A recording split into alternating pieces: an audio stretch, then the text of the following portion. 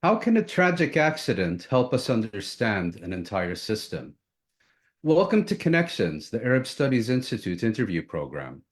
I'm Mouin Rabbani, and for this episode, we're delighted to be speaking with Nathan Thrall, author most recently of A Day in the Life of Abed Salama, Anatomy of a Jerusalem Tragedy. Nathan Thrall, it's a real pleasure to welcome you to Connections, and thank you very much for the book. Thank you for having me, Moin. It's always a pleasure to be with you. I'd like to start with the question I posed at the outset is you investigated this tragic accident, which you had previously written a long and very highly acclaimed essay about for the New York Review of Books. But you go into much further detail now in explaining the entire system that helps explain, let's say, the details of this incident. To what extent is it legitimate to focus on a single incident to explain an entire system? And to what extent does this specific incident explain the broader reality today in Israel Palestine? So you mentioned the article that I wrote about the same accident, and that article was really about, I don't know, 70% historical analysis, and I would weave in between the story of the accident and the history So and if the I could just interrupt you, just for viewers who may not be familiar, this concerns a bus accident in the greater Jerusalem area in which Abed Salama, whose name appears in the title of your book, tragically lost his son, Milad. That's right.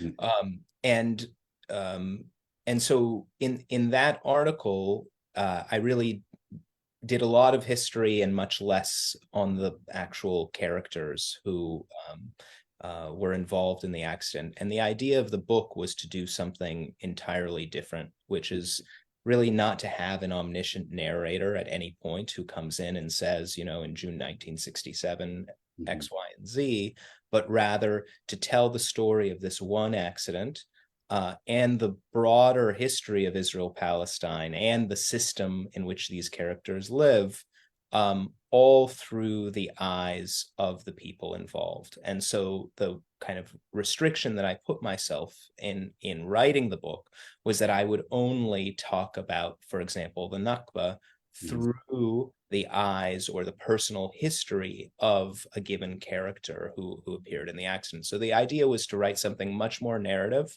Mhm. much more accessible to a broad audience. And part of that was about my intention um, to reach a broader public, to reach people who really might not even care about Palestine, might not be able to point to Palestine on a map. And that comes from a deeper uh, kind of revision in my own thinking about how change is going to be brought about on this issue, and feeling that the kind of work that I'd been doing for the last decade of talking to policymakers and trying to bring about change from the top down, so to speak, was futile, and really that the work that needed to be done was to educate ordinary people who are complicit in allowing their representatives and their governments to pursue policies that I know those ordinary people actually would disagree with if they understood. So you asked me about the idea of doing this in a very kind of personal and narrative way. That was the thinking And behind that indeed, approach. all the characters in your book, I mean, it reads in many ways like a novel where so often it's the characters who are giving voice rather than, as you said, you as a narrator or political analyst describing events. That's right. Mm. Um, and so I felt that that would be a make the book more accessible, but also to be more persuasive. I mean, so many people who come to the West Bank for the first time in their lives are transformed by that experience, and it happens within an hour or a day. And the idea of the book was really to give that people that same feeling, you know, when you come and you see it with your own eyes. You know, the writer Ta-Nehisi Coates appeared on Democracy Now! Recently, and he said something that I have also thought that I think is very true, which is he had been told how complicated Israel Palestine is. It's so Don't try complicated. to understand it. Yes. Mhm. And there is this huge intimidation that people feel, including journalists who write about foreign affairs. You know, they're not experts on Israel Palestine. They don't know the quote unquote inside baseball. And so they're deterred from opening their mouths or saying, you know, just what their impressions are. And what Ta-Nehisi Coates said when he appeared on Democracy Now! Was what was so striking to him was how simple it was. Yes, Seeing is believing. yes. Mhm. And the details are indeed complicated, and he acknowledged that. But the system, the degree of oppression, the fact that this is an ethno-national project of taking away land from one ethnic group and giving it to another ethno-national group, um, you know, that's just everywhere you look. And it is quite simple. And the mechanisms are intricate, but the overall system is simple. And I wanted people to uh, read this book and feel in their bones what you feel when you come and you see it with your own eyes, and to feel that this thing, it's a moral catastrophe. There's no way around that conclusion. And I thought that the only way to really do that effectively was to tell a story that was dramatic enough to keep people reading. So I tell the story of this tragic bus accident involving a group of kindergartners, um, but also something that is commonplace enough. I mean, bus accidents happen every day all over the world, that it wouldn't be exceptionalized and couldn't be exceptionalized. I didn't want to focus on the more obvious journalistic choice of a war in Gaza or an invasion of Jenin. I wanted something that really was ordinary, um, because by showing the ordinary, we could actually show the degree to which this system reaches into the depths of every person's life who lives within it. And um, and through the course of their actions on the parents on the worst day of their lives, you can actually see what it really means to have, you know, a West Bank green ID, what it means to have a blue Jerusalem ID, what all of these different restrictions actually mean in practice for these people in and day out.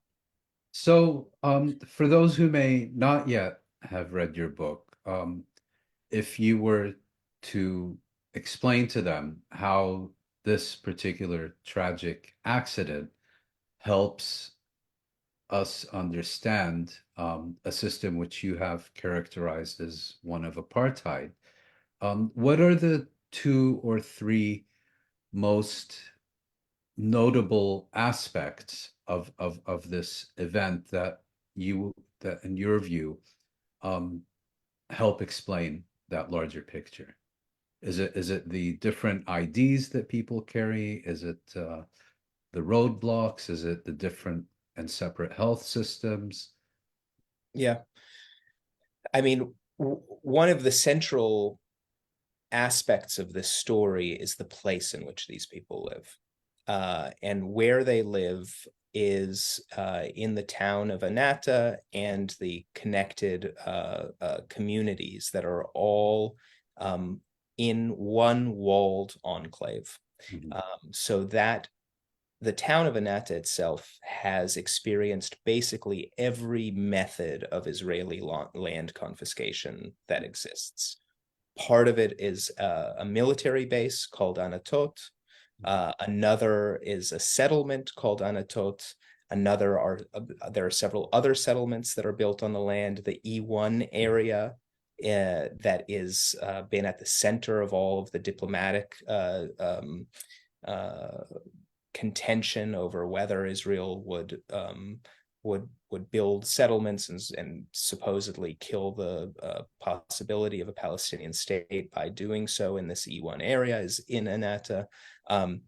Khan al-Ahmar, which is another area that's in the news constantly because Israel wants to evict the Bedouin community that lives there. And just the way that it was sliced up in Oslo is also indicative, that you have a large town, one of the larger, more expansive towns in the West Bank, and Israel draws a line around the populated area and calls it Area B, and then the rest becomes Area C and is used for Israeli takeover. There's a natural reserve that's a part of the Israeli National Park System that is on Anata's lands. They're charging admission fees to the residents of Anata, but not to the Israelis who go there. And so a big part of what I was trying to do was to show Anata as a microcosm of the entire occupation. Mm-hmm. And Anata itself is enclosed on 3 sides by the separation wall, and on a 4th side. Because it abuts East Jerusalem. Well, and the other method, I thank you for correcting me. I mean, and the other method of confiscation is part of Anata was formally annexed. Mm-hmm. When Israel in 1967 annexed Jordanian East Jerusalem and the lands of over 24 surrounding villages. One of those was Anata. It didn't annex it in its entirety, and it annexed part of it and made it part of East Jerusalem, the newly redefined East Jerusalem. Mm-hmm. And so within this enclave, basically half of it is municipal Jerusalem and half of it is unannexed West Bank. Mm-hmm. And you can't tell the difference when you go inside this area where so-called sovereign Israeli territory ends and where the unannexed part begins. And the 4th side of the community has a different kind of wall running through it, which is the wall running through the middle of Route 4370, famously known as the Apartheid Road, because it has Israeli traffic on one side, Palestinian traffic on the other. So you have about what is today around 130,000 people living in this dense urban ghetto, walled on 4 sides, and entirely neglected by the state of Israel. The PA is not allowed there. Palestinian Authority. The Palestinian Authority is not allowed there. A huge number of these people living in this community are residents of Jerusalem. They have blue Jerusalem IDs. They pay taxes to the Jerusalem municipality, and they receive virtually no services. It's so bad that even emergency services refuse to go in this area or are forbidden from going in this area without an army escort. Yeah. And so what I wanted to show was a community that has been entirely neglected, and what the consequences of that neglect are, and also why the wall was routed in the way that it was. I mean, you could have run the wall along the municipal boundary, but a choice was made, and one of the characters in the book is the architect of the wall, Danny Tirza, who describes the logic and his thinking of how to route it in Jerusalem. And again, the logic is very simple, which is to push as many Palestinians as possible outside the heart of Jerusalem, while relinquishing as little land as possible. So that that is one aspect, was just to describe the land issues and how Anata, the geography, so to speak. Yeah, the geography is a huge part of the story. Yeah. Another part of the story is, of course, what I just mentioned, which is the emergency services. Really, they have had huge delays, not just with this accident, in many, many other incidents, in responding to accidents and tragedies of various kinds that have happened on the other side of the wall. This particular accident involved many people from East Jerusalem with Blue Jerusalem IDs, but the location of the accident was in Area C of the West Bank.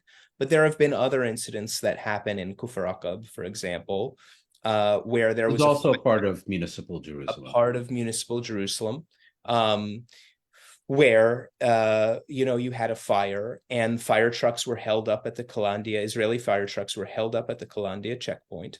And the ordinary people who lived around this fire were left to deal with it and trying to rescue the people involved, some of whom died. So this kind of thing is happening all the time because of a policy, a deliberate policy of neglect. So we're not And just dealing with inefficient public services the way you might have in other countries, but services that are very efficient in one context and essentially withheld in another. yes, and it's not just that the location of the accident is one where Israeli services is one that Israeli services neglect. It's that other arms of the Israeli state do operate with great efficiency in that very location. And so Like the one, tax authorities, for example. the tax authorities, or when we're talking about the accident, the accident took place in Area C, but on a road that is mostly used by Palestinians, the Jabba road that's between the Kalandia checkpoint and the Jabba checkpoint. And one of the things that many of these parents said to me about the accident was, as soon as a kid is throwing a stone on that road, and we've seen it, kids from Aram throwing stones in that area, it is minutes before the Israeli border police or army are there to arrest them. And here you had this accident where it was more than a half an hour before the first Israeli fire truck arrives.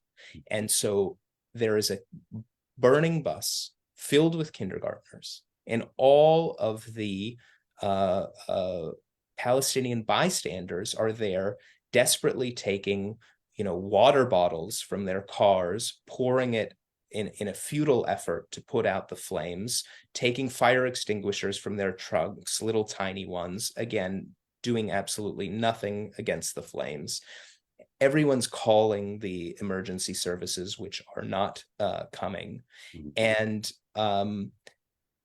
so what I wanted to show with this story was really what it means for all of these people to live in this place, to put you really in the shoes of these characters, and also to some degree in the shoes of the Jewish characters who created the wall, who work in the emergency services, who work as paramedics, who work in the hospital and Kerem. So that was the ambition of the book, was really to tell the whole story of Israel-Palestine through the accident. And again, your book is obviously was written before the recent dramatic developments and the current war, and it's very much about Jerusalem and the West Bank, and arrangements that are, in a sense, very specific to Jerusalem and the West Bank. But nevertheless, I think your book can also help us understand the Gaza Strip, and to an extent, even the current crisis that erupted on October 7th.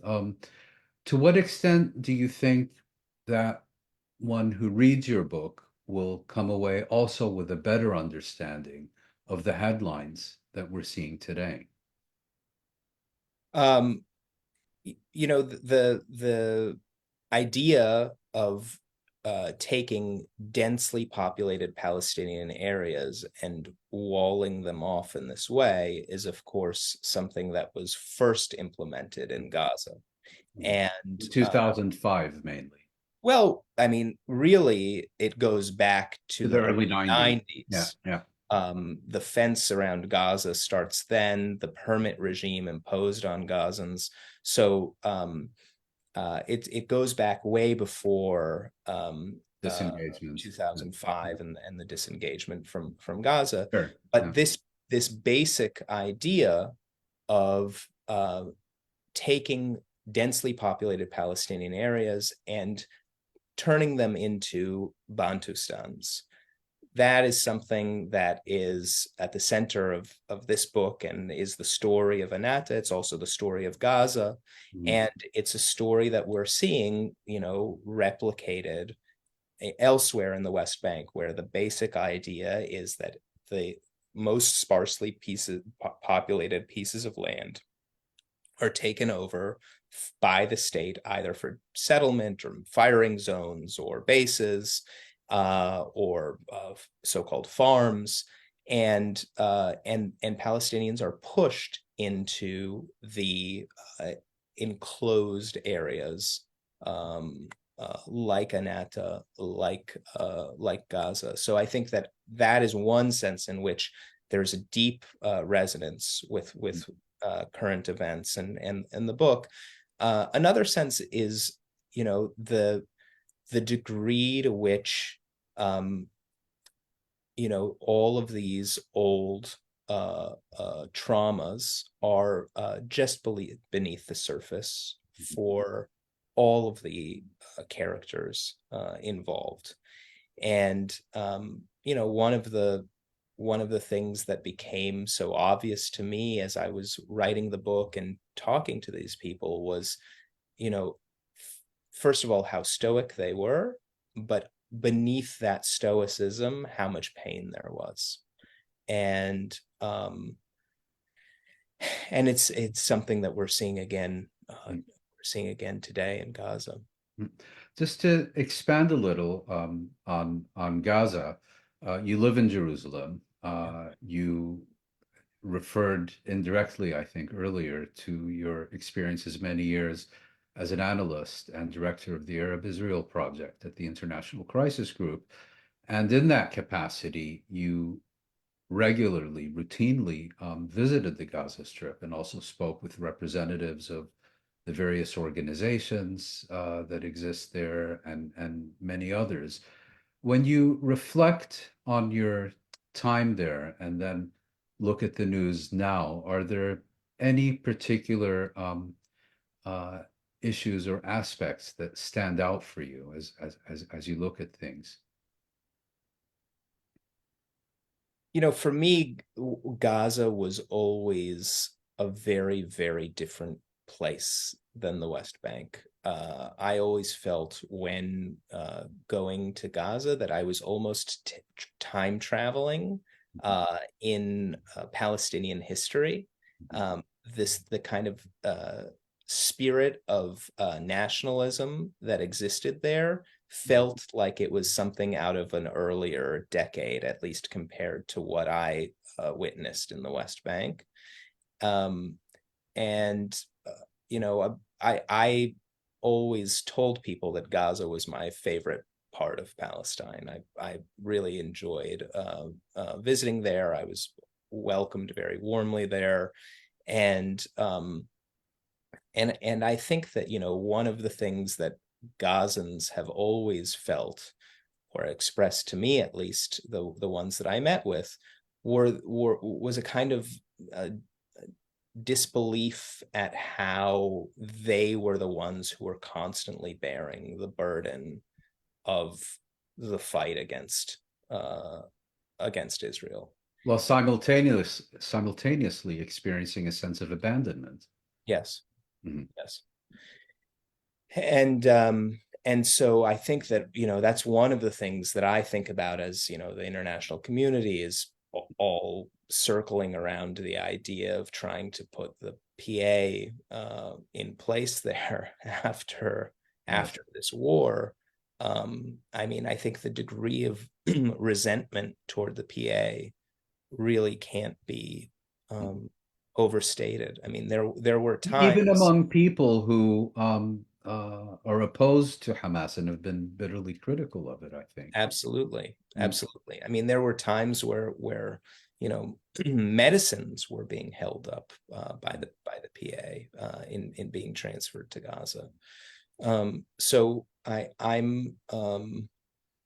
really think that, it's going to be an extraordinarily difficult thing for Israel to extract itself from Gaza. I don't see really how any of these possibilities are going to work. I don't see how the PA is going to be put in place. I don't see how an Arab and international force is going to be put in place. I certainly don't see how annexation would work. Interestingly, Gaza was actually, along with East Jerusalem, was the thing that Israel most coveted after 1967. Mm. And their main desire was to empty Gaza of its population in order to annex it. And they passed a secret, cabinet resolution in June 1967, where they said that Gaza is within the territory of the state of Israel, in fact, annexing Gaza. And the whole idea, what they were most keen to do was to remove the 1948 refugees from Gaza. This was Before most of its population. yes, Mm. but you could see that it wasn't just about removing all of the population of Gaza, which of course they would have Was liked, thinning out. Mm. but there was a particular concern with the 1948 refugees that these were seen as more threatening to them, and they really wanted I mean, it's unimaginable today, but the plan at one point was to relocate them to the West Bank. Right. Mm.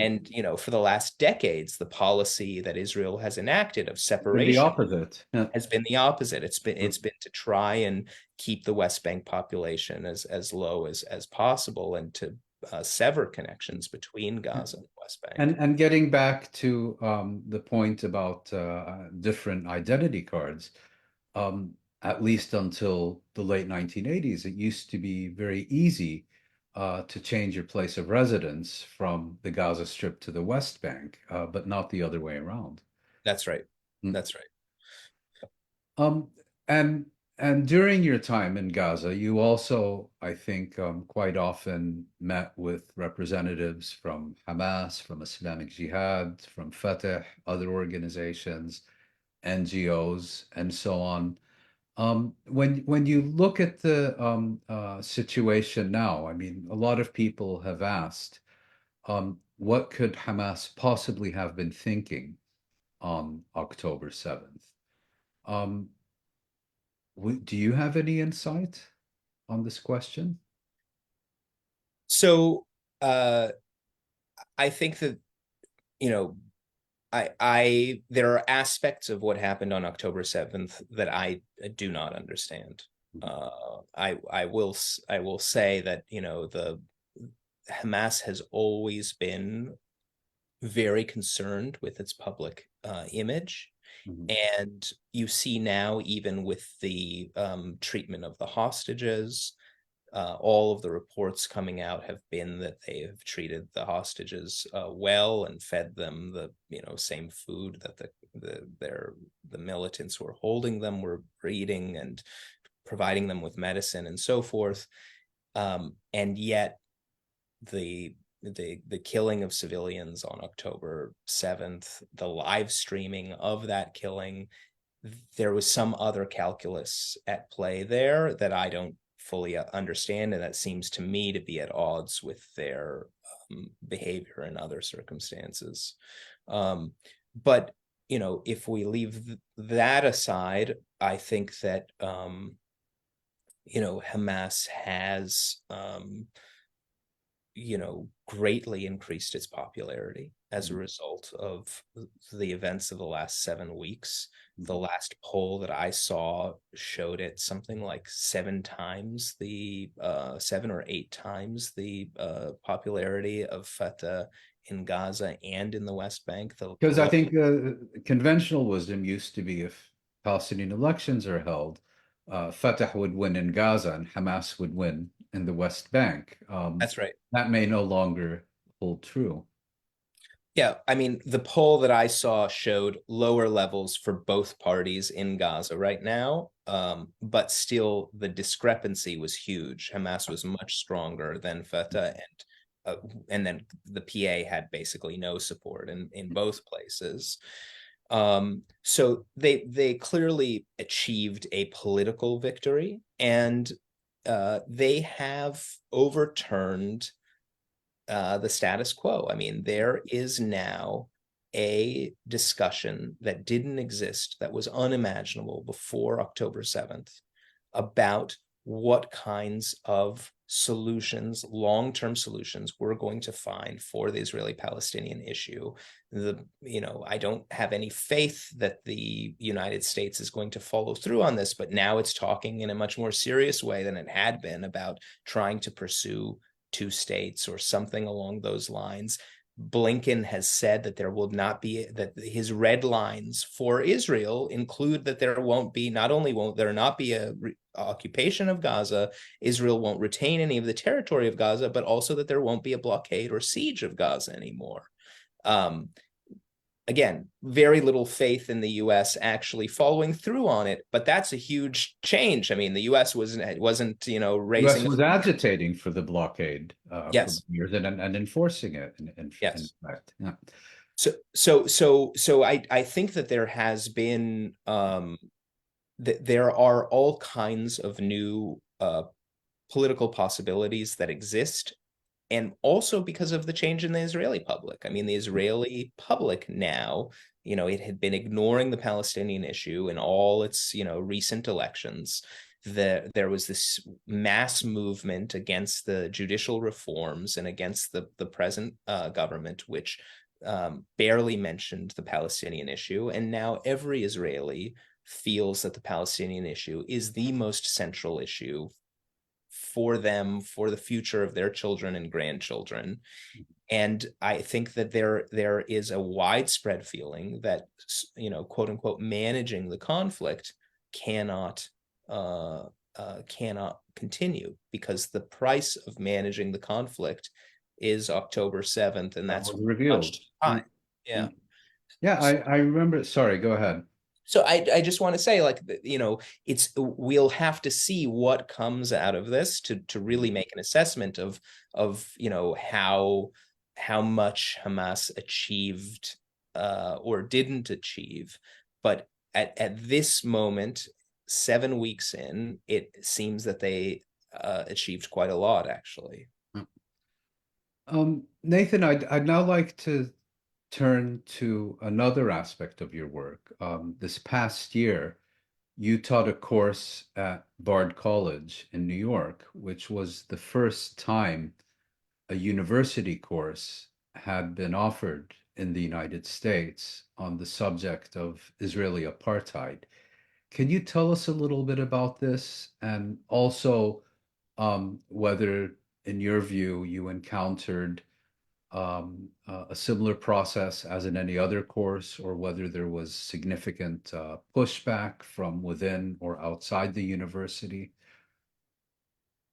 So as far as I know, it was the first time anywhere in the world that such a course was Okay. offered, but definitely in the United States. And it has to be said that the institution that hosted me, Bard College, They knew what they were in for. that I actually don't think that they did, I see. but they supported me, Mhm. and they stood up to all of the predictable assaults on the course.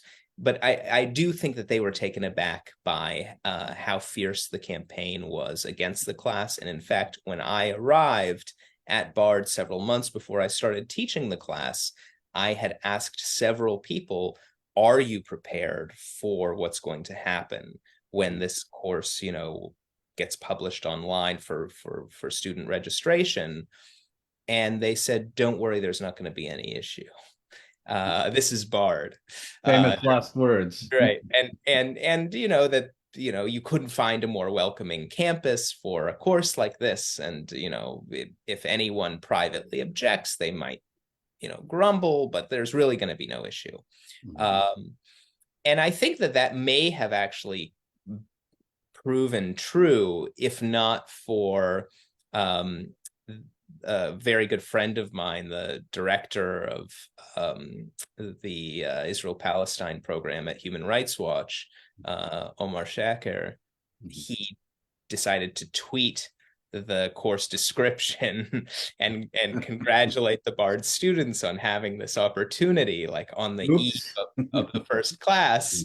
And then the storm began. But basically, that course listing had been up for over a month and no one had said anything. And then there was, the Jewish federations organized against it, I think wrote the letters. Defamation League got involved. The Mm, mm. Anti-Defamation League issued threats behind the scenes. There was a donor who pulled out, who left the board and pulled out $2.5 million. It There, sounds a bit like the Satanic Verses by Salman Rushdie, where no one noticed, and then all of a sudden, what you have what was in the equivalent of a tweet, and all hell breaks loose. yeah, yeah. Um, yeah, and also the Israeli consulate. I thought this was the most outrageous aspect of it, that, Russia and China, don't dare, Mhm. uh, you know, petition a US college not to offer a class or to cancel a class that's critical of their regimes. But Israel had no compunction about doing that. And I thought that anybody who stands for academic freedom would be outraged at the notion that a foreign government was going to come and tell a U.S. college what it could and couldn't offer. So to And was Bart's it point, recognized as such, as an outrageous attempt at intervention by a foreign state? I think it was for Biden. It was. I certainly recognized it as such. I don't know if Bard saw it that way. Bard is in a bit of a unique position with respect to Israel because Bard has a partnership with Al Quds in Abu Dis, and This and is so Al-Quds, the Palestinian University, and that's right, oh, yeah. Al Quds University, yes. And so um, I think that Israel, does indeed have unique leverage Mhm. over Bard for that reason. And so maybe, the feeling of outrage that would be there normally would need naturally have to be a bit suppressed. Right. Um, as we end our discussion, I'd like to ask you about the reception of something more recent, which is your very highly acclaimed book, which was published and that you began promoting right around the time that this latest crisis and war erupted. There have been several attempts, in fact, to cancel publicity for your book. There have been, I think, advertising boycotts. I think events have been canceled, if I'm not mistaken. Yes. Could you tell us a little bit about this? And I think you're also you had to sign a pledge to speak at the University of Arkansas, I believe. Yeah. So in the case of the University of Arkansas, they have a state law in Arkansas which requires that state contractors have to sign a pledge that they will not boycott Israel or its settlements um, if they're going to do business with the state of Arkansas. And since the University of Arkansas is, funded by Arkansas, they have interpreted the law to mean that they have to impose this pledge on A speakers. loyalty oath, in effect. It is a loyalty oath, and my reading of the law, I'm not a lawyer, but when I read the law, it does not seem to me to apply really to university speakers. I think that the university is being overly cautious But in. just to be clear, um, you're allowed to call for a boycott of the United States at this American university, but you can't boycott Israel. Is that right? That's absolutely correct. Hmm. That's right. Yeah. Oh. Hmm. China as well. Yeah. Um, so um, and so I refused to sign the pledge, and so I have not spoken there. I'm not able to speak there. And Senator Tom Cotton and the governor of Arkansas, Sarah Huckabee Sanders, both, after this made news, reiterated their approval of this law and how great it was that the University of Arkansas was preventing anti-Semites and BDS supporters from speaking at the school. So that Oh, was, second Holocaust was narrowly averted. yeah, well, and the other cases were, just normal speaking engagements that I had set up for my book. I had events in 5 cities that were canceled. Some of them were canceled because it was the entire conference at which I was going to speak was shut down. So that was the case in Houston. I was going to speak with Abed Salama at the U.S. Campaign for Palestinian Rights National Conference. The whole thing was shut down. There was overt lobbying in that case to have the Hilton cancel the event, the Hilton Hotel that was hosting it, that it is succeeded. And then I had, in the UK, I had an event at Conway Hall in London, which was, a 400-seat venue. The UK police said that the event had to be shut down. They cited public safety. As far as I know, there were not Israeli events that were shut down, but there were many Palestinian ones. Again, I think all of them on the grounds of public safety. At the time, the Home Secretary in the UK had said something like the police should consider arresting anyone waving a Palestinian flag. And again, I don't think the police ever came close to implementing that recommendation, but that was He's the now gone. and she's now gone.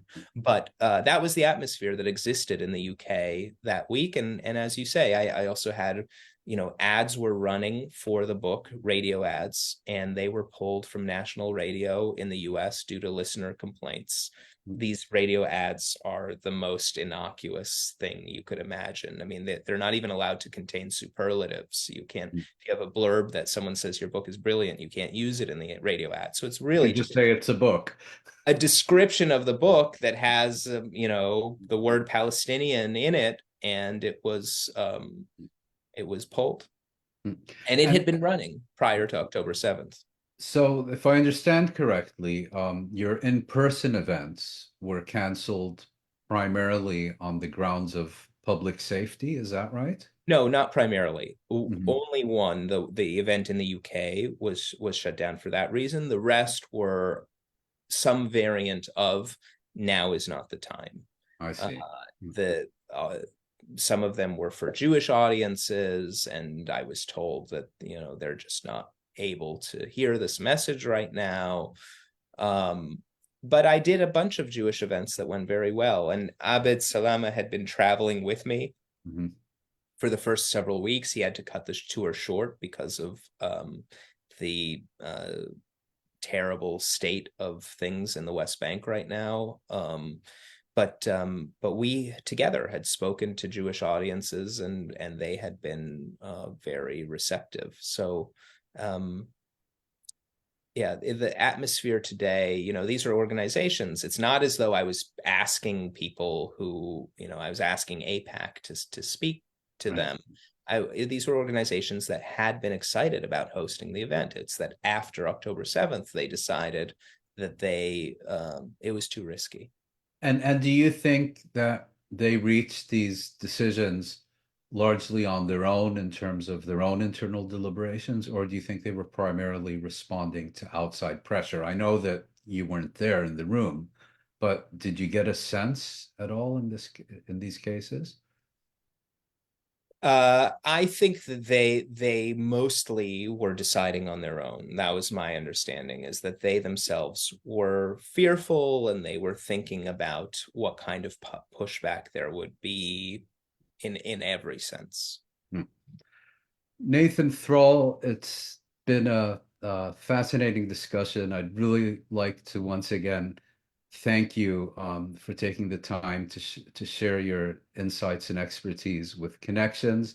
Once again, A Day in the Life of Abed Salama, Anatomy of a Jerusalem Tragedy is out now. Thank you so much. Thank you so much for having me, Mouin. Always a pleasure. Thank you.